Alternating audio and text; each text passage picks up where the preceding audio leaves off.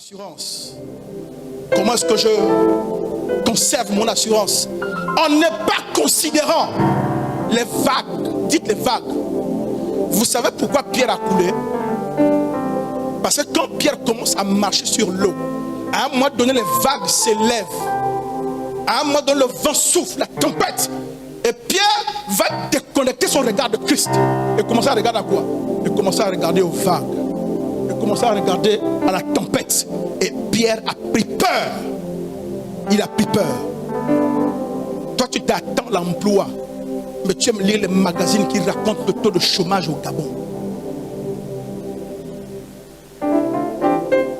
À un moment donné, ta foi et ton assurance vont se défocaliser la promesse et commencer à écouter les choses, à apprécier les choses qui vont détruire la sémence. Dites, je refuse de regarder aux vagues. Oh, je ne vous entends pas, je refuse de regarder aux vagues. Je refuse de regarder aux vagues. Je refuse de regarder aux vagues. Je refuse de regarder la tempête. Je refuse de regarder la pluie. Mais je garde mon regard rivé sur Christ. Sur la parole. Alléluia. La Bible dit que Abraham, oh Riba, c'est que la Bible dit qu'Abraham n'a pas regardé à son corps. Un homme de 75 ans, la femme était ménopausée. À qui Dieu a fait la promesse que ta femme aura un enfant? La Bible dit qu'Abraham a espéré contre toute espérance. Dites contre toute espérance. Je vais vous dire quelque chose. La foi aime la confrontation. Il n'y a aucune victoire qu'on obtient par la foi juste parce que tu as eu l'assurance et que tu dors sur ton canapé avec l'assurance à zapper de novelas et que tu vas voir la victoire. Dès que tu obtiens l'assurance, sache qu'il y aura la confrontation. L'ennemi va agiter toutes les circonstances autour de toi pour tuer cette assurance. La foi aime la confrontation. Et c'est quand tu es en confrontation avec ces choses que tu vas refuser de donner du crédit à ces choses et que tu vas rester concentré sur ce que Dieu t'a dit, que tu vaincras. Abraham n'a pas regardé au corps usé de sa femme. Abraham n'a pas regardé à son propre corps usé. Mais Abraham, la Bible dit, espérant contre toute espérance, il se fortifia en glorifiant Dieu. À un moment donné, alors que tu as l'assurance et tu sais que l'assurance te donne la propriété de la chose, quand les mauvaises pensées arrivent, mets la louange et commence à chanter, à danser. Oh, je suis guéri. Même si tu ressens la douleur, je suis guéri. Un jour, Kenneth Hagin raconte une histoire. Dites Kenneth Hagin. Dites Kenneth Hagin. Un grand prophète américain qui est mort à 80 ans. Il était atteint d'une maladie, malformation cardiaque. Il est né avec cela. Il a fait des mois allongés. Et c'est là qu'alors qu'il était allongé, malade, que le Seigneur lui a enseigné la foi. Il est tombé sur le texte de Marc, chapitre 11, 24 à 25.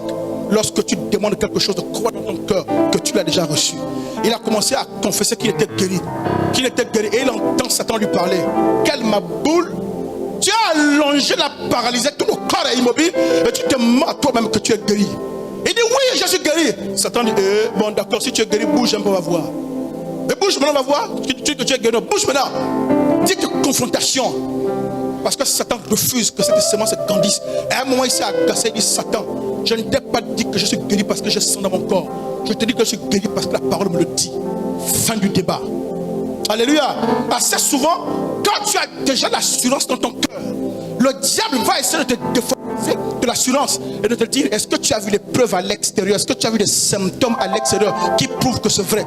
Tu dis à Satan, je ne t'ai pas dit que je crois à cause des symptômes, je crois à cause de ce qui a été dit dans mon cœur. Alléluia.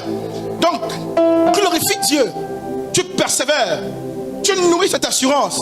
Tu ne considères pas les situations qui vont te distraire. Mais la Bible dit, Abraham glorifiait Dieu. Parfois tu mets la louange, tu danses, maman, tu danses. Hey, j'ai dans le travail. Alléluia. Acclame le Seigneur. Alléluia. Donc tu glorifies le Seigneur. Dites la louange. Dites la louange. Et Satan vient te dire, mais ma Clarisse, tu loues quoi? Tu n'as même pas encore signé le contrat. Ton patron va te virer. Tu dis, Satan, je ne loue pas parce que mon patron a signé. Je loue parce que j'ai entendu. Ta bataille, c'est de conserver cette assurance. Ça peut prendre 1 mois, 2 mois, 3 mois, 4 mois, peu importe, c'est pas ça ton problème. Tu conserves l'assurance. Dites assurance. Dites assurance. Oh, dis, je conserverai mon assurance. Je garderai mon assurance. Le ministère Réveil Impact. Pour plus d'informations, rejoignez-nous sur nos plateformes Facebook, YouTube et WhatsApp. Que Dieu vous bénisse.